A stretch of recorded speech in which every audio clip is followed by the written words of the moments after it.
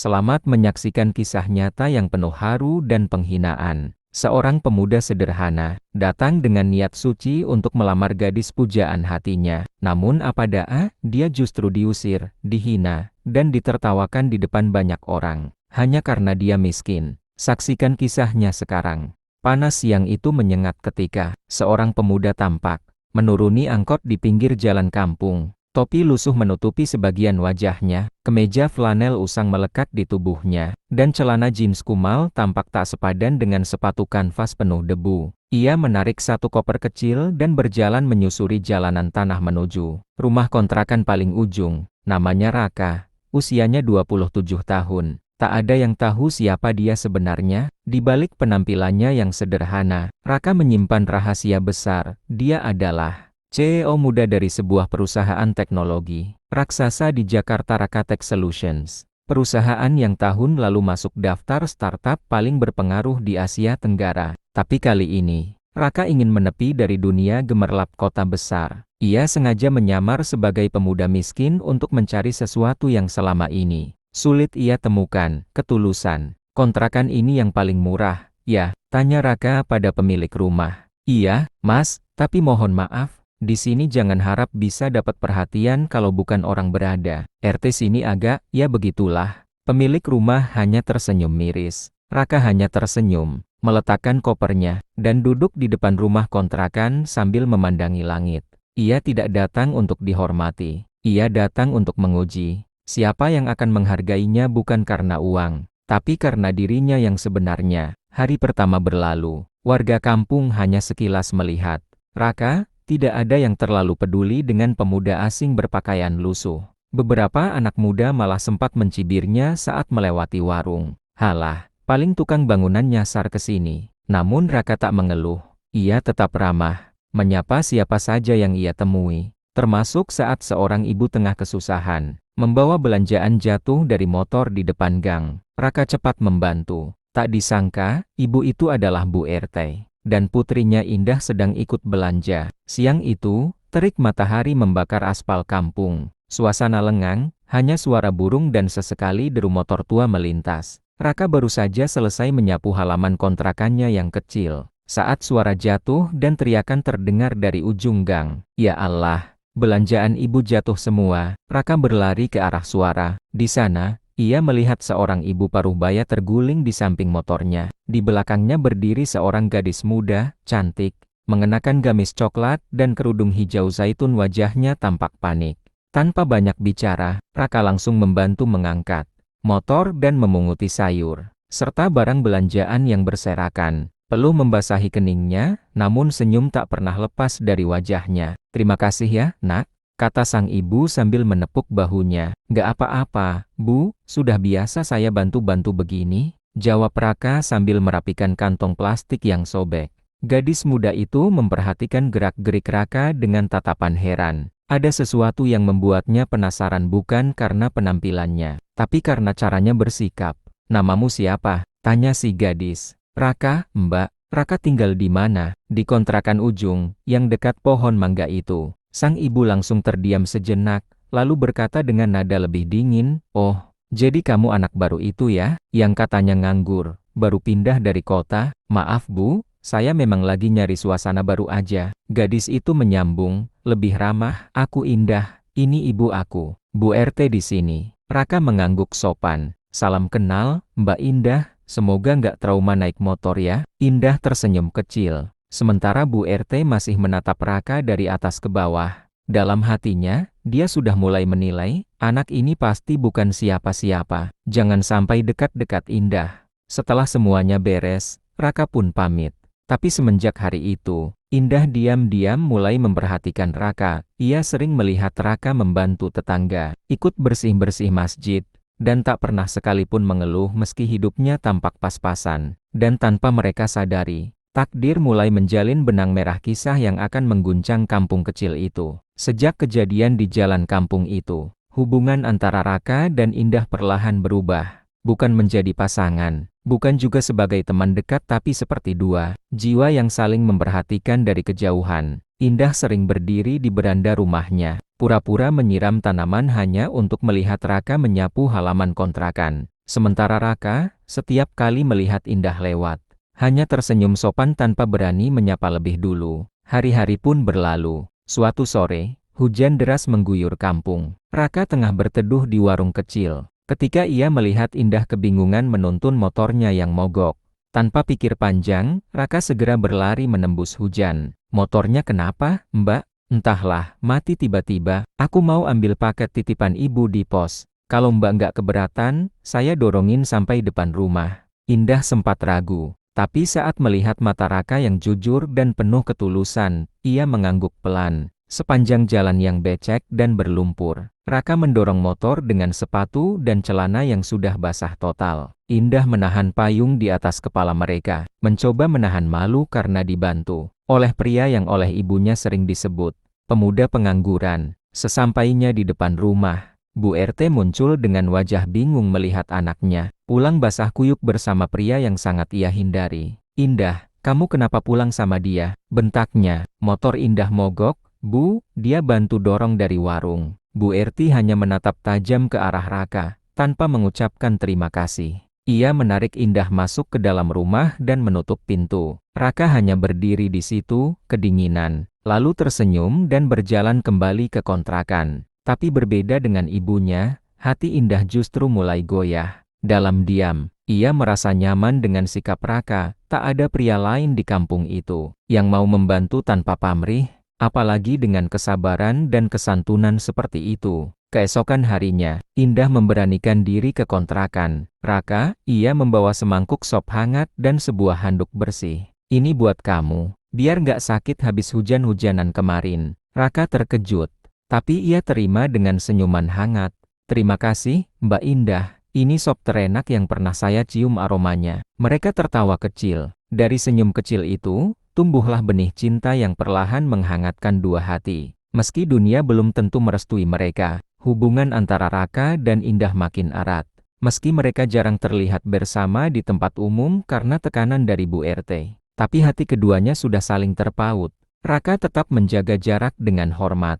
Sementara Indah diam-diam mulai melawan keinginan ibunya yang keras. Suatu malam, setelah salat maghrib, Raka memberanikan diri. Ia duduk di depan cermin kecil di kontrakannya, mengenakan kemeja terbaik yang ia miliki meski warnanya sudah agak pudar. Ia menyisir rambutnya rapi, lalu membuka laci meja dan mengeluarkan sebuah kotak kecil berisi cincin emas sederhana. Aku nggak mau terus sembunyi. Dan aku nggak mau menjadikan dia sekadar cerita, gumamnya lirih. Keesokan harinya, Raka berjalan kaki menuju rumah Bu RT. Beberapa warga yang melihatnya hanya mengangkat alis, ada yang berbisik, ada yang tertawa kecil. Tuh anak kontrakan sok-sokan ke rumah Bu RT, pakai kemeja segala, mau ngelamar kali, celetuk seorang ibu warung sambil tertawa sinis. Sesampainya di sana, Raka mengetuk pintu. Indah yang membuka. Ia terkejut. Wajahnya memerah. Ada yang bisa aku bantu, Kak? Aku mau bicara sama ibumu, resmi. Indah menunduk, lalu mempersilakan masuk. Tak lama, Bu RT muncul dari dapur. Begitu melihat Raka duduk di ruang tamunya, ia langsung memicingkan mata. Kamu ngapain kesini? Raka berdiri, lalu menunduk hormat. Maaf, Bu, saya datang ke sini bukan main-main. Saya ingin melamar Indah secara baik-baik.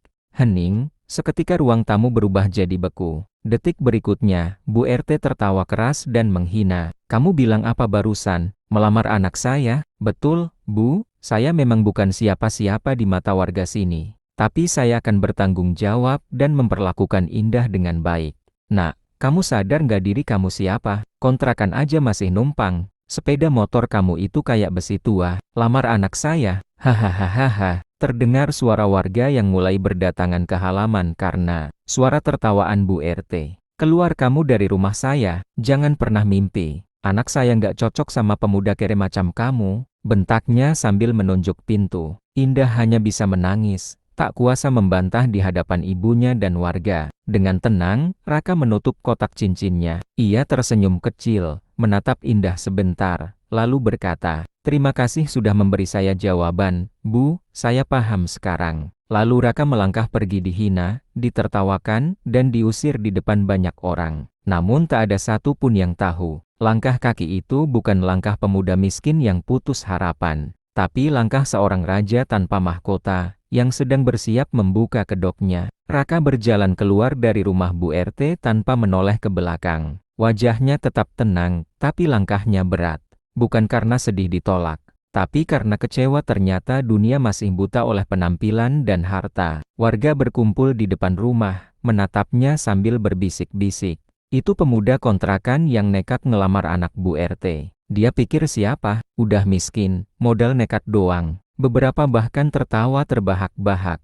Ada yang merekam diam-diam dengan ponsel. Namun Raka tidak marah. Ia hanya berjalan melewati mereka dengan kepala tegak dan senyum tipis. Di dalam rumah, Indah masih menangis. Ia mencoba mengejar, tapi Bu RT menutup pintu kamar dan menguncinya dari luar. Kamu gak usah mikirin laki-laki itu. Dia bukan apa-apa. Kita bisa dapat calon yang lebih tinggi derajatnya. Indah menangis makin kencang. Hatinya tersayat. Ia tahu Raka tulus. Ia tahu cinta itu nyata tapi kehendak ibunya menguburnya dalam-dalam. Sementara itu, malamnya Raka duduk di kontrakan kecilnya. Ia membuka ponsel, lalu mengirim satu pesan. Persiapkan mobil kantor dan jadwal donasi besar untuk desa itu. Saya akan turun langsung minggu depan. CEO Raka Pradipta. Ya, Raka mulai menunjukkan sedikit taringnya. Tapi bukan untuk balas dendam dengan kemarahan. Ia ingin memberi pelajaran yang lebih menyakitkan dengan kebaikan dan kejutan besar. Beberapa hari kemudian, kontrakan Raka kosong. Warga mengira ia sudah pergi karena malu. Bu RT pun berkata di depan warga, baguslah kalau dia pergi. Orang kayak gitu nggak pantas di kampung kita. Namun 1 minggu kemudian, satu konvoi mobil mewah hitam memasuki gang sempit desa. Warga heboh.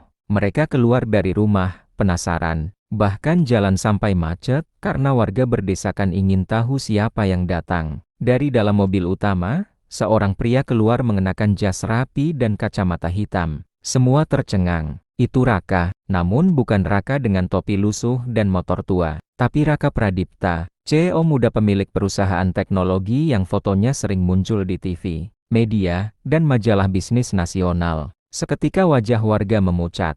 Mereka saling pandang. Ada yang menutup mulut karena terkejut.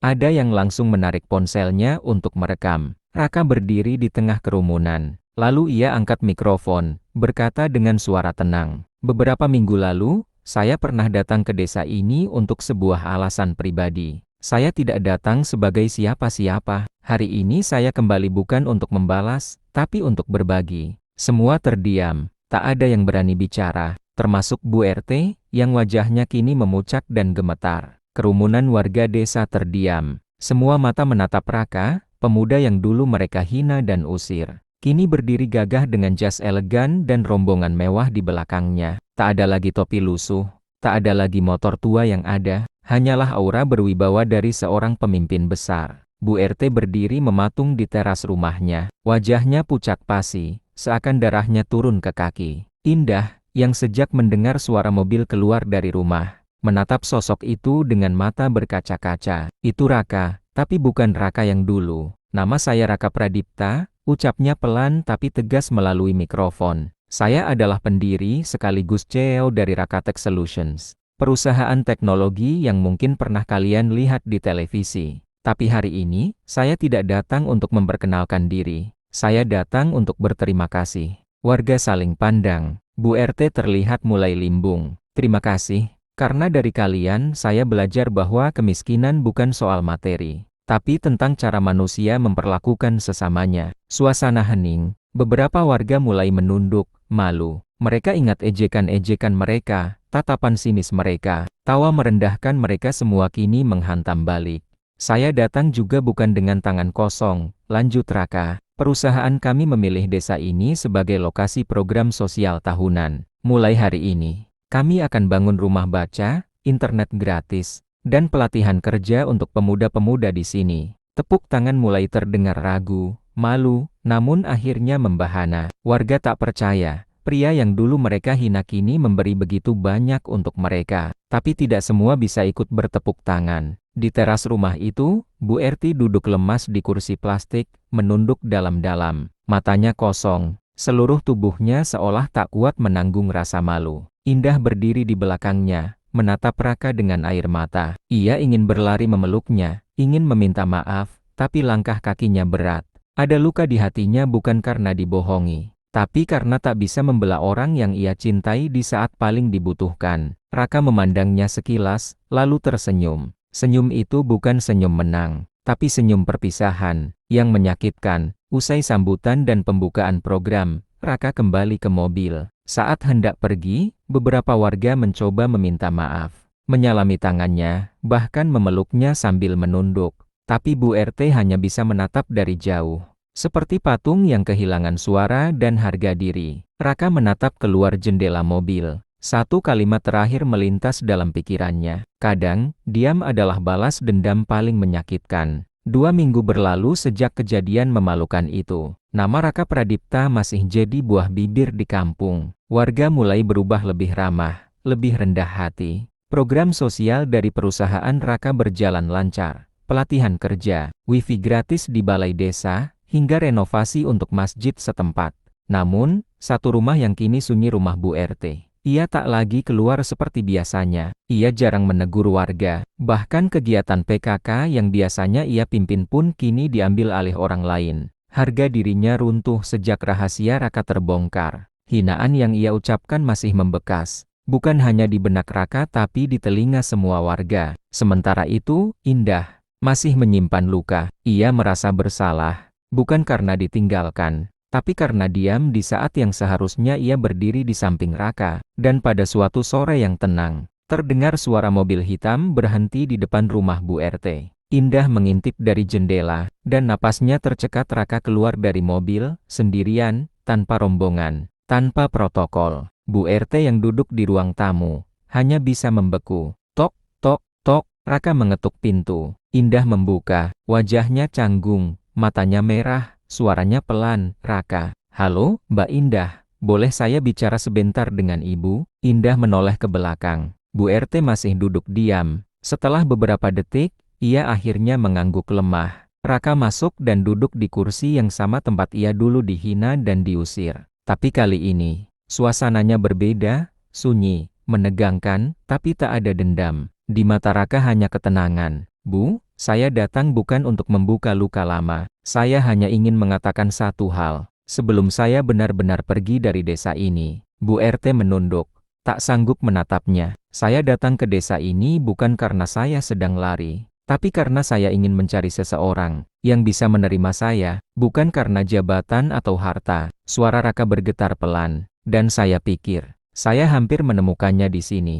Indah menangis pelan, menutup mulutnya dengan tangan. Raka menatapnya sebentar, lalu kembali menoleh ke Bu RT. "Saya tidak menyesal pernah melamar anak, Ibu. Saya hanya menyesal karena saya tidak lebih tegas. Waktu itu untuk melindungi perasaan kami berdua." Bu RT masih diam, tapi matanya mulai berkaca-kaca. "Mulai minggu depan, saya akan tinggal di luar negeri untuk ekspansi bisnis. Ini mungkin kunjungan terakhir saya ke kampung ini." Ia berdiri, lalu menatap Indah dalam-dalam. "Kalau waktu bisa diputar, mungkin semuanya akan berbeda. Tapi sekarang, saya harus berjalan maju." Raka mengeluarkan sesuatu dari sakunya, cincin kecil yang dulu sempat ia bawa saat melamar. Ia meletakkannya di meja, lalu berkata lirih, "Kalau suatu hari Ibu berubah pikiran, dan jika perasaan itu masih ada, mungkin saya akan kembali." Tanpa menunggu jawaban, Raka berjalan pergi. Kali ini tak diusir, tapi meninggalkan jejak yang dalam di hati dua wanita, satu karena malu, satu karena rindu. Malam turun dengan sunyi yang berbeda. Rumah Bu RT kini hanya diterangi lampu remang, dan isak tangis yang tak berani keluar terlalu keras. Di kamar belakang, Indah terduduk di atas sajadah, masih memakai mukena, matanya bengkak. Bibirnya bergetar mencoba menahan rasa yang terus menghantam hati. Di meja kamarnya, tergeletak cincin kecil yang ditinggalkan Raka. Cincin yang dulu ditertawakan ibunya. Cincin yang kini diratapi dengan penyesalan. Indah menggenggam cincin itu erat, seolah bisa menarik kembali waktu. Tapi kenyataan tak bisa dibalik. Sosok Raka yang dulu selalu ada, kini sudah benar-benar pergi, bukan hanya dari desa, tapi mungkin dari hatinya juga. Di ruang tamu, Bu RT duduk sendiri, menatap kosong ke arah pintu yang pernah ia usir Raka keluar. Pikirannya penuh bayangan masa lalu, kata-kata kasarnya, tawa hinanya, dan sikap sombongnya. "Kenapa aku sebodoh itu?" gumamnya lirih. Untuk pertama kalinya, Bu RT menangis. Bukan karena malu pada warga, bukan juga karena harga dirinya runtuh.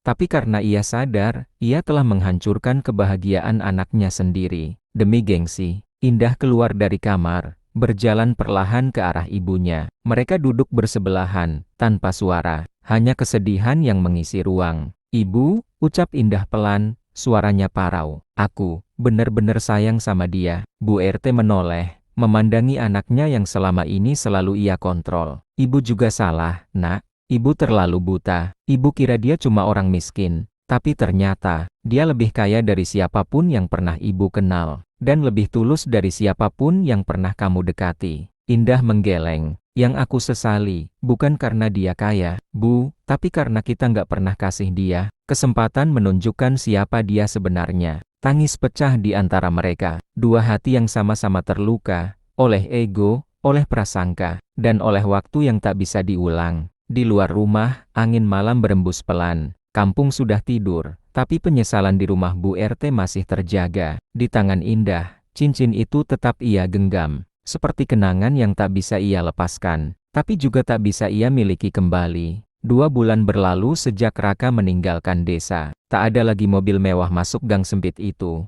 Tak ada lagi senyuman hangat dari pemuda sederhana, yang dulu rajin menyapu halaman kontrakan. Tapi yang tertinggal adalah jejak, kenangan, dan pelajaran yang menampar semua orang dengan diamnya. Program sosial dari perusahaan Raka masih berjalan. Balai desa kini ramai pemuda belajar komputer dan internet.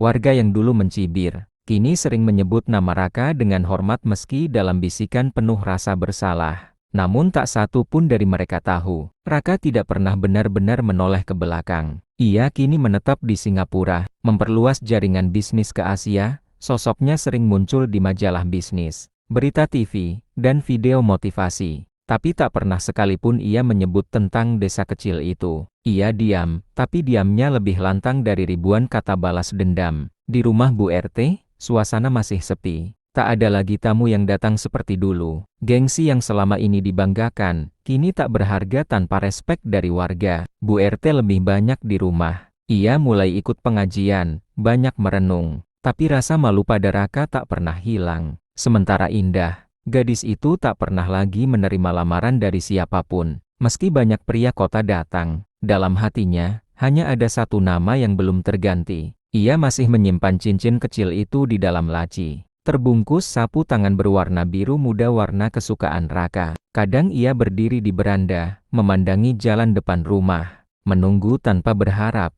menangis tanpa suara. Suatu hari, di sebuah seminar internasional, Raka ditanya oleh wartawan, "Apa hal paling menyakitkan yang pernah Anda alami sebelum jadi CEO sukses seperti sekarang?" Raka terdiam sejenak, lalu tersenyum kecil. "Ada satu masa, saat saya datang sebagai orang biasa dan dianggap tak punya apa-apa. Saya dihina, ditolak, bahkan diusir. Tapi itu jadi titik balik yang paling berharga dalam hidup saya." "Apa Anda menyesal pernah menyamar seperti itu?" Raka menggeleng, tenang. "Tidak, saya bersyukur. Karena dari sanalah saya belajar. Siapa yang benar-benar melihat hati, dan siapa yang hanya melihat dompet." Wartawan terdiam. Semua hadirin terpaku. Tak ada nama yang disebut, tapi bagi Raka, diam itu sudah cukup menjadi tamparan. Paling dalam bagi mereka yang pernah meremehkannya. Tak semua cinta berakhir bersama, tak semua luka bisa disembuhkan. Tapi satu hal pasti, Raka pergi dengan kepala tegak, dan mereka yang meremehkannya tertunduk bukan karena dihina balik, tapi karena ditinggalkan dalam diam yang membungkam.